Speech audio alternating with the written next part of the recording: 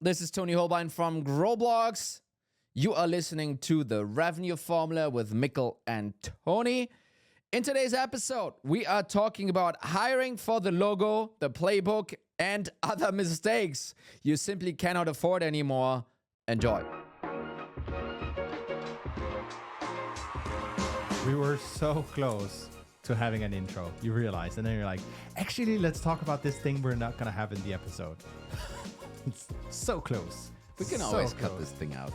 That's true. That's true. The thing is, I don't know if you do this, but my habit is something happens either at work or off work.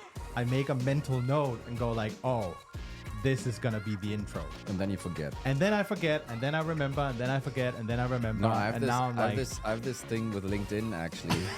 Honestly. It's like, it's either just before I fall asleep or in the middle of the night. I have like a post idea, and like I get really excited. It's that's going to be fucking great. And then no chance I forgot about this. I'm not going to turn over, put on, the phone and get all distracted by, some Slack I'm going to see that's going to kill my sleep. So I know. I mean, this is so good. I'll remember. I wake up the next morning. The only thing that's there is like, I remember I had a great idea. Yeah. And now I'm screwed. It's like, no. So I had it the other day. Like yesterday, we literally talked about a sequence we were going to build. And I also caught up with David afterwards to try and see if I could find the idea somehow, because I just had the feeling it was an amazing idea. For the event. Yeah, because we're doing a meetup in London, June 19th or something like this. Check it out. It's going to be on Tony's LinkedIn, Growblogs LinkedIn. It's going to be for RevOps. But anyway, I had this like, this could be such a great outreach to do. Didn't write it down, completely forgotten. So now I need to start over. And it's, you know what it reminds me of? That we're both getting old and forgetful. So that, but also hiring. Like when you have a great candidate, what do? You hire that person. And I can vividly remember like one of the best hires I made, it was basically an intern. And we had a hiring freeze. And I just went to our CEO then and said, you can do whatever you want, but I'm going to hire this person full-time because she kicks ass, and not hiring her will be the biggest mistake we'll make as a company. Hired her, kicked ass, now works at a massive buy now, pay later company, public. So let's leave it at that. She was an intern? She was an intern. She was an intern. Really? Yeah. Okay. So we're going to talk a bit about hiring and specifically some of the big mistakes. And before you kind of, stop this episode and go like, hiring, do I really want to listen to an episode about that? Usually I get like a cool analysis. You want to. Yes, you want to. Like we do all these crazy things with super non-obvious takeaways on how to scale the sales team and blah, blah, blah, blah, blah. Why are we going to talk about hiring today? Well, because it's kind of key, right? So I think there's a lot of, if you think about the situation that has been developing over the last couple of years, lots of layoffs, lots of turnover in the VPs, every VP, but it's not only the VP of sales. VP CS maybe a bit secluded, but VP marketing, CMO, CRO, everyone's getting fired and hired and fired. So it is also pretty important that you kind of pick the right people. And yes, sometimes when you're kind of laying off people or firing people, you might make those decisions based on the wrong insights. And this is what we usually talk about. Like, hey, it's probably not the VP sales fault that there's no pipeline, yada, yada. So don't fire him or her.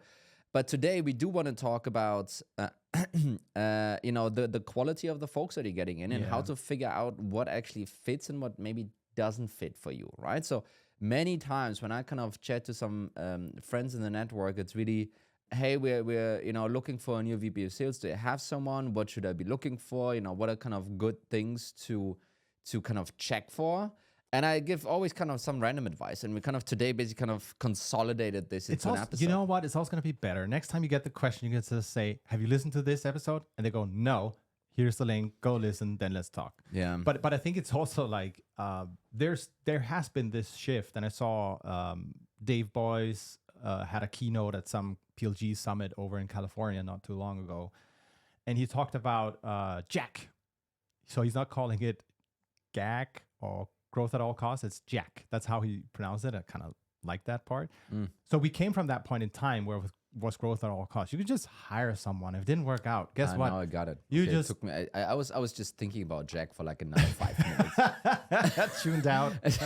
And people don't know this, but we actually paused the episode for 4 minutes. Yeah, and I trimmed that part. Cut out the silence, and then I caught up. Jack, meaning the G pronounced as a J. Yeah. I had a funny call yesterday with a gentleman called Jerry, but spelled Gerry. Jerry, if you're listening, sorry. And only afterwards, someone told me he's not pronounced Gary, which I was like doing the whole time. Yeah. But Jerry instead. Anyway, so this wouldn't be helping you to hire great folks No. if you mispronounce their names. No, that's true. Not helpful. Can we get back to the subject? Dave Boyce, Jerry, Jack. So when we say Jack, it's not a who, it's a what, right? I just wanted to point out that back then, when we were in the Jack times, you could just hire and fire at will. But I think for those companies, well, yeah, sure, blah. But for those companies who always, said, we're going to have a efficient and profitable business, I don't think they had that kind of attitude towards hiring and firing. I think they were way more stringent in the process around this stuff. And I think a lot of companies in our industry, at least now, are waking up to that part. And I think, yes, layoffs, there was a small peak, I think Q1 this year, but you will need to go and hire folks. I think this has been a problem always. Hiring the wrong people, hiring the right people. I think the reason why it's kind of much more pronounced right now is you can't afford to make another hiring mistake, not kind of on that level, because then you're dead potentially. And because you have gotten rid of so many potentially really great folks, which wasn't their fault, you now need to try and find a way to hire equally great folks back, by the way, right? So that's why this whole hiring piece is top of mind for many people right now, and that's why we're talking about it. Yeah. So and I think basically the catalyst for us talking about this was the whole, how do you navigate hiring 2 senior folks and hiring for the logo? That's like the first piece, really. Yeah. And I got the idea about that thing from another wonderful friend I met in Belgium the other week. Actually, kind of shout out to you, man. But generally speaking, so really kind of, and the case here really is big company growing a lot, and we're talking big company in startup terms, right? 50 to 100 million. And, this was the problem that he kind of, saw, growing a lot, and then getting to this point where they felt like, okay, let's get the adults in, not just the gray-haired CFO that has done a couple of gigs before and can be trusted. No. Now we want to have the people in suits and ties from big corporate. Yeah. IBM, Oracle, Salesforce, what have you. It's time now for the adults, right? And basically those folks coming in and obviously clashing with what's necessary to be done right then, right? So there's number one, there's some, I would say, probably skill gap happening, coming from Salesforce, where they're now like 30 billion, 40 billion in revenue, right? Going to 100 million is like a joke for them, honestly. It's a hobby. No, it's like, oh, wow. That must have been a massive demotion for you in Salesforce to get demoted to only $100 million business or division basically in Salesforce. And, so this is one thing. But then the other thing is, if you are a high level executive and successfully operating IBM, Oracle, and Salesforce, for example, could be many other businesses as well. So we just chose those 3. One of the top skills that probably got you to where you are today is probably also how you're navigating the org, how you're political, and how you're playing all of that game, how you're communicating up and so forth. That's probably, a large reason, not the only reason that kind of got you there. Is that, though, going to be the skill that's going to make that specific business successful? I'm not so sure.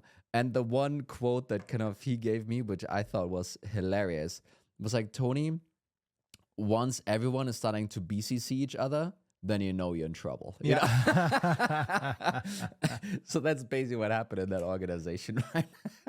So that's just a big problem. If you're looking for those super corporate ones, But then there's also a flip side or kind of a similar situation where you're basically looking for the cool logos, Yeah, exactly. right? So let's just say we're not talking about the dusty old IBMs and Salesforce and IBM, both dusty. Wow. Wow. Yeah. I'm sorry, Mark. Now he's never gonna join you the show. Yeah, you I realize. know. But still, versus the most recent unicorn in your backyard that you maybe admire, and that has produced a bunch of cool executives that you kind of really look up to.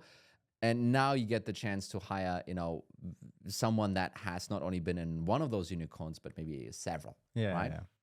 Yeah. And then basically like, wow, what a get. Yeah. You go to your board. You just It's approved instantly. no, you don't even pitch the person. No. It's like, hey, here's the LinkedIn profile. Done. Yeah.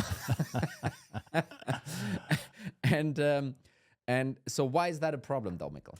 Well, you just don't know if they carried the water there. Like, what did they actually do there? And I think I've, on the interview side, caught myself in this pattern of looking at, they were that SaaS company who went IPO or Series B, C, whatever. Amazing. Love the work they're doing. We got to talk to this person. And I quickly found out that when I spoke with them about the stuff they'd done, it was very kind of shallow. You couldn't really get to the substance of, well, why did you do this and how, what were the reflections of strategy, blah, blah. You couldn't really get to that level because they were just there and it happened. Someone else did the work and they delivered, a percentage point of that project, and high five, we all did it, kind of, right? So they're able to get those accolades on their resume while actually not having benefited from that experience. Yeah. So the point is, yes, they were there, but were they a big part for the reason of the success of that thing? Yeah. Right? So when you That's see the almost classic question. LinkedIn description, 2 times IPO, 5 exits, F whatever, whatever, it's like, you got to dig a bit deeper to understand. Yes. Have you that just part. been around for the ride, basically? Yeah. Yes. Where you're lucky.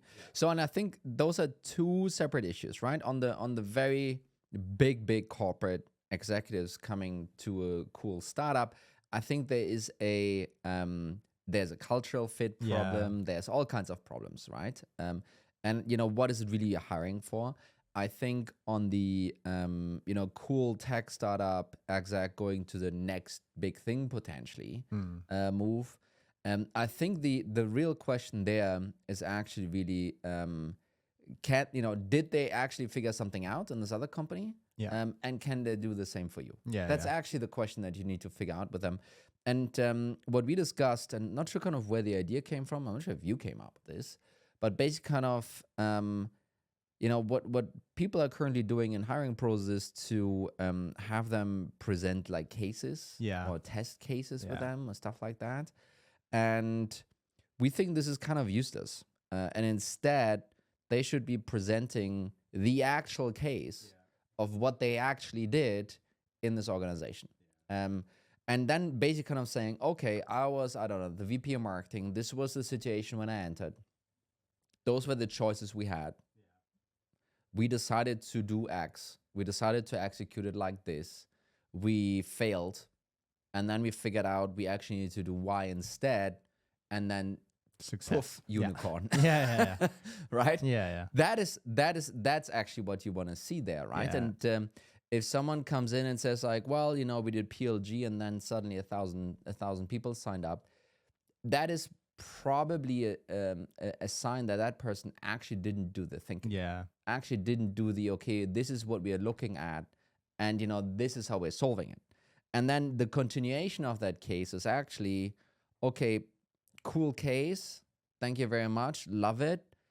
Based on what you already know about my company, the thing that you want to join now, how would that apply to us? Yeah, exactly.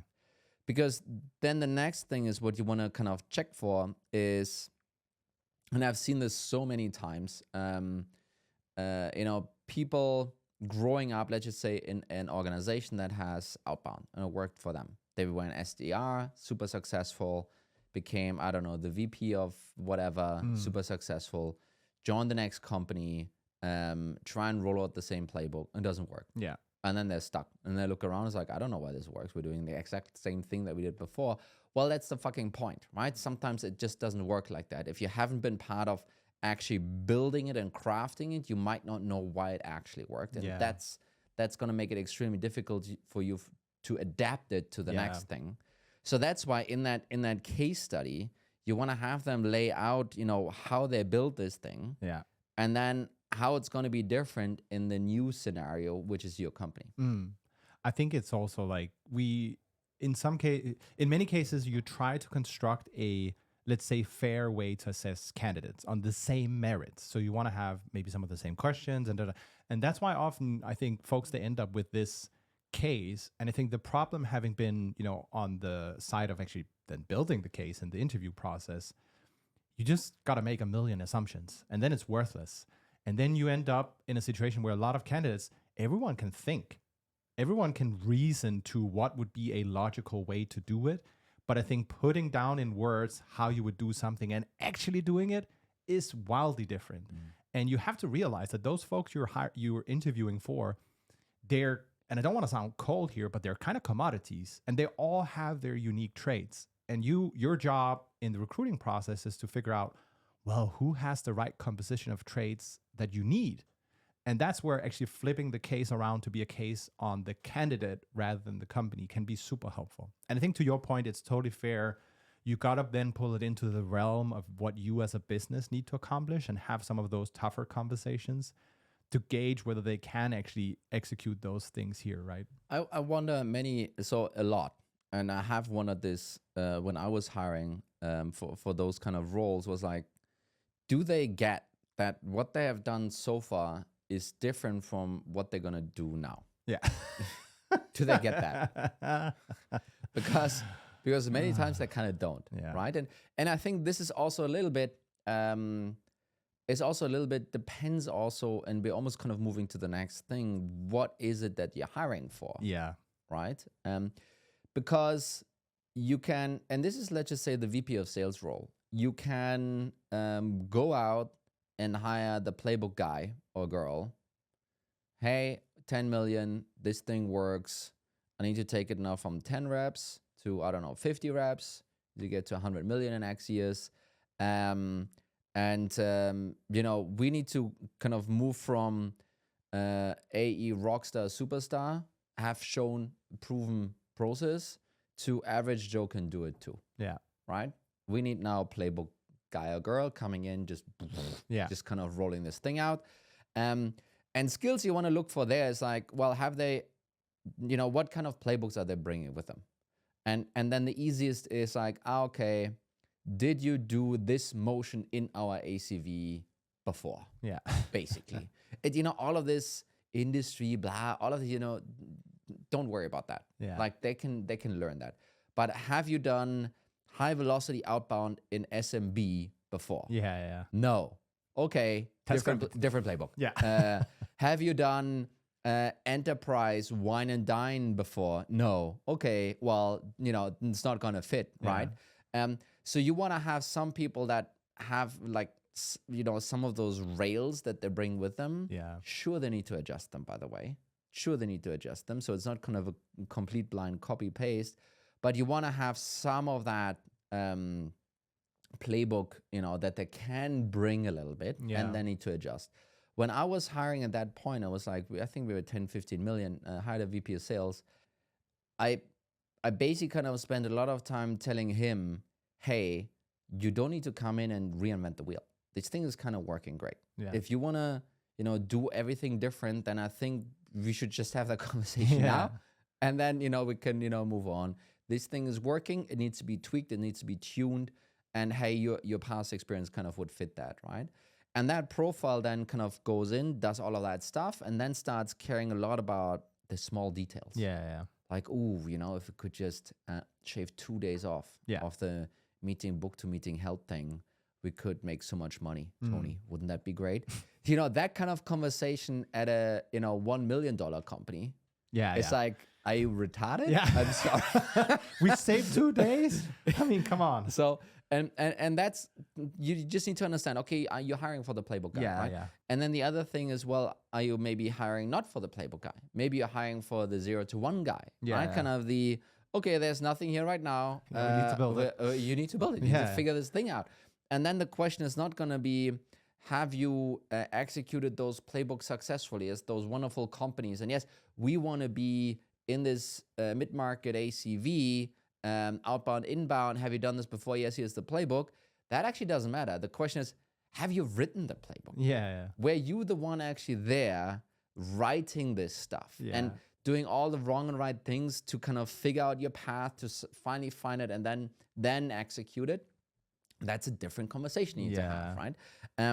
And that's just kind of one of those things, kind of what is it that you actually need them to do? Yeah. And then figure out if they can, have proven that they've done this exact thing before, and then bring it back down, right? But I think it also heavily changes your approach as an interviewer. If there's a case where, to your point, like, hey, we have a playbook, it's working, those questions you're going to ask are going to be fundamentally different than, hey, we need to do this thing. We know other companies are successful, but we don't have a playbook. We need to start like from scratch. All of a sudden you can talk about, hey, outbound is kind of changing. It's way harder to book meetings, yada, yada. AI is coming along. What changes are you seeing that fundamentally, changes the old playbook, quote unquote, right? So I think, you got to also watch out for that dimension as well when you reflect a bit over what you're going to do. Do you think, though, and maybe this is a complete sidetrack, if it's an entirely new playbook, is it really worth it to go out and hire versus doing it internally first? Or what's your thought there? So it depends a little bit on the magnitude of this, right? I think if you're really thinking like pre-product market fit, yeah, then I think it's a founder. Forget about it. Kind of, that's just what it is. That's what needs to happen. And yes, there can be some help from kind of different angles, but that's what needs to be there. I think if you're, for example, doing a new market entry, US entry, hire someone. Like, sure, follow all the advice out there where at least one of the founders should relocate to the market and yada, do all of that stuff. But get someone local. Get someone with a local name. Like, that helps. Yeah. Ideally 1 syllable. It's like Bob. Yeah. Jack. You don't want to use the initial when you don't want to folks. do like Miguel, Mikkel. That's sketch already right there. Yeah. You want to have someone that speaks the language over there, that kind of like, knows what a W-2 means and, knows all of these things, right? And then, hilarious mistakes we made. Like, we paid people monthly. Yeah. Yeah, I heard that story. Like in the US, that's a big no-no. You pay them fortnightly. It's like, and people were basically saying no en masse to us in the interview process. You're like, what are what is it? It's like, I want to have my paycheck twice a month. It's like, okay. But get someone local, right? Kind of to do that stuff for sure. And try and, if you're a European company going to the US, try and get someone, a VP or GM kind of type over there that has dealt with a European company before, because you know what? We're fucking different. Yeah. And we're weird. And Denmark goes home at 5 p.m. latest, which is 11 a.m. on the other side. And they're like, what's going on? Was there fire drill in the office? But also the other way around, right? Kind of when you go from the US to the UK, get someone local in the UK that has worked with a US company before, and not someone that, has worked for Salesforce. Yeah. But someone that has actually worked for a startup where they're maybe the first AE or the first leader on the ground. Founding kind of, AE. To, building this thing up from the bottom up, right? Kind of, you need to kind of find those profiles. And I think what has changed now versus 10 years ago is we're starting to be able to call those different stages separate names, and also even talent is starting to be fluid in this, and they kind of understand like, hey, I'm actually really good between this and that stage. And I've, this to prove it and so forth, right? So this is kind of probably what you want to, look for and hire for. And the other reason why you want to get local folks is, and this is kind of a tale that I think is true, but I'm not 100% sure. especially Europeans, they look at those US folks and in the interview process like, wow, with what they have done already. Yeah. I mean, they're only 19 years old, but 3 Yeah. exits, built so many companies. They're like, wow, Yeah. he's basically our next unicorn star player. And then they arrive and not that. Yeah. Right? I think there's a lot of more BSing going on in the US interview process and in Yeah. how people are able to display themselves. So if you have a local leader, they will be able to see through this way better. Yeah. And I mean, you have the same issue with even hiring that local leader, not getting too, awestruck. Yeah. It's like, no, they're kind of, they're pretty, I got to say the US is a bit more sophisticated in all of those go-to-market things. So I Yeah. think we should learn from them, but you still need to discount what someone is saying about what they have done when it comes from the US Do you side. think it's so you've done hiring on both sides? You Yeah. lived in New York, right? What about those companies in the States that want to go to Europe, though, right? Because it might be then the opposite, where it's a bit maybe underwhelming. Because at least speaking for Denmark, there's a couple of cultural things that means people will be maybe too humble in some Yeah. cases, right? But no US company is moving to Denmark.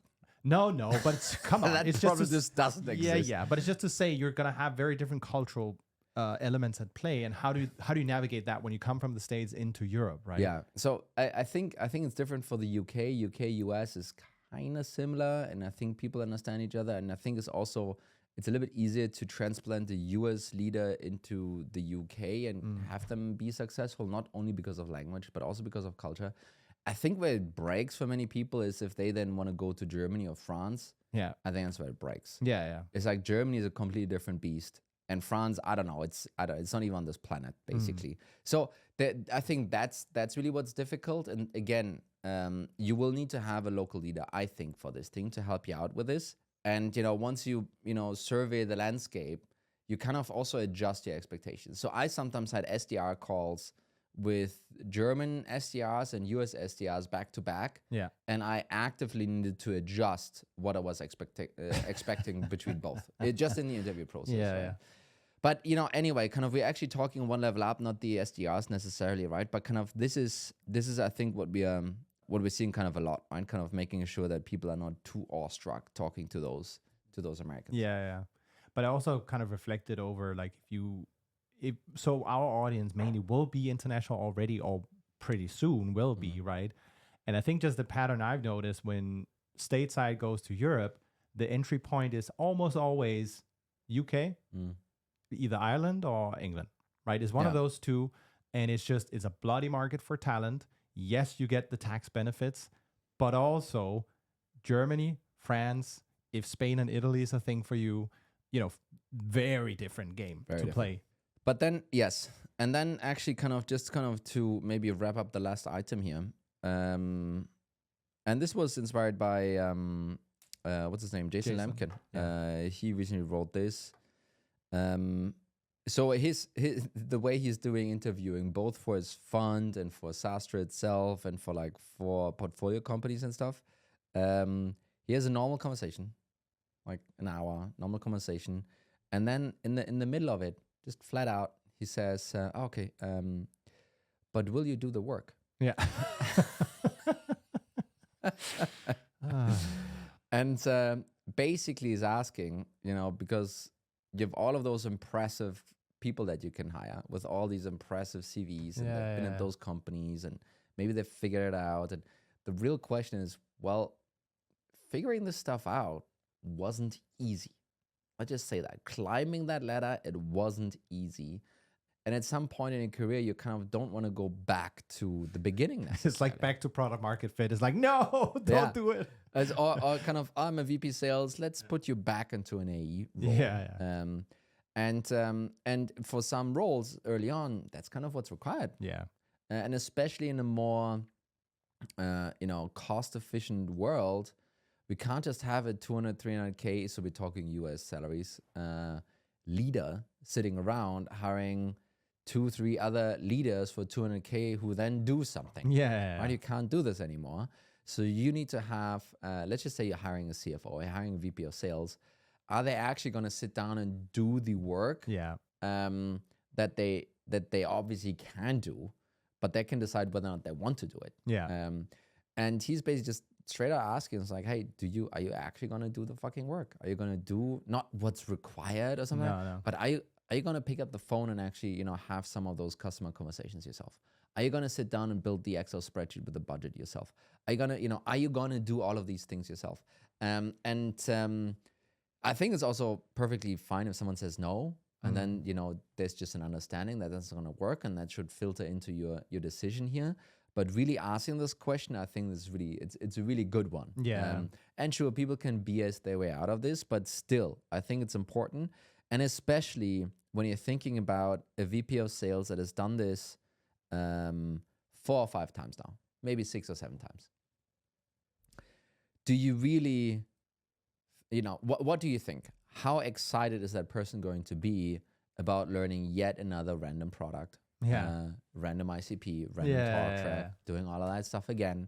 He or she will be more interested in like setting up the team, the structures, being the leader, doing all of that stuff, which is basically, they can take this from company to company. Yeah.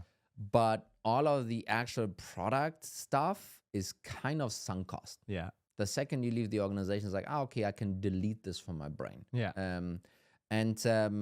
And kind of getting back into this and kind of figuring all of this out and learning all the talk tracks, this is just tedious work, right? Yeah. And how keen are you really to kind of restart the clock on this whole thing? Do you really have it in you to do it one more time? Are you sure about that? Yeah. And I think those are other questions in the same realm, so to speak, that I think people should be asking. Yeah, it can save you for a lot of pain, right? If you bring that person in and you actually kind of go, hey, Bob, I kind of need you to close this deal because there's no one else. Wow. And he goes like, no, I'm not going to do that. I'm not going to carry a quota. I carry my team's quota and they need to be the ones closing. I still to this day remember our VP sales back in the day would occasionally close, a few deals during the quarter. Yeah. Exactly. And that was like, that sent a message. Also kind of just thinking about it, if you change a sales process and you yourself have to run through it, or you talk about discovery is important and you have to do it yourself, right? I think there's some signals there you're sending, but also they show that they can learn from that work as well, right? I think this is just such a different situation, right? Because if you are 10, 20 million and you get a VP from the outside in, it's really difficult to try and have that person learn all the stuff. It's really difficult to actually get there. But you do actually need to require him or her to do it. Right? Yeah. Because how are they going to teach and coach the team? How are they going to make the right decisions on what messaging works, what flow works? All of the really important things that are super close to the customers, they kind of help you to tweak and optimize the whole thing. And if you don't know what works and what doesn't work, it's really difficult to actually do this. That's it. So that were some of the mistakes and at least how to approach hiring if you're going to do that, if you're going to need to, hire a new VP sales because the old one was fired or whatever you need. Hopefully this is going to give some pretty strong ideas for how to approach it going forward. Yeah, don't make the same mistakes and hit the subscribe, like, whatever, follow button to help the mission here. And thank you everyone for listening. Thank you, Tony. Have a good one. Bye-bye. Bye.